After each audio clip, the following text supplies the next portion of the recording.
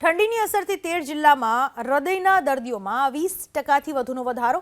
ગુજરાતમાં હાલમાં ઠંડીએ વિરામ લીધો છે, પરંતુ જાન્યુઆરીના પ્રથમ 2 સપ્તાહમાં કડકડતી ઠંડીના પગલે હૃદયની ઇમરજન્સીના કેસમાં મોટો વધારો થયો। જાન્યુઆરીના પ્રથમ 20 દિવસમાં 5144 વ્યક્તિઓને હૃદયની ઇમરજન્સીને પગલે હોસ્પિટલમાં દાખલ કરવા પડ્યા। આ પૈકી 13 જિલ્લામાં ગયા વર્ષની સરખામણીએ હૃદયની ઇમરજન્સીના કેસમાં 20%થી વધુનો વધારો થયો, જેમાં છોટાઉદેપુરમાં 65.53% સાથે મોખરે છે। અમદાવાદની વાત કરવામાં આવે, ગયા વર્ષે 1543 હૃદયની ઇમરજન્સીના કેસ નોંધાયા હતા। આમ અમદાવાદમાં ઇમરજન્સીના કેસમાં 24.34%નો વધારો થયો છે। આ વર્ષે જાન્યુઆરીમાં 20 દિવસમાં જ અમદાવાદમાં દરરોજ સરેરાશ 77 દર્દીઓને હૃદયની સમસ્યાને પગલે હોસ્પિટલમાં દાખલ કરવા પડ્યા હતા।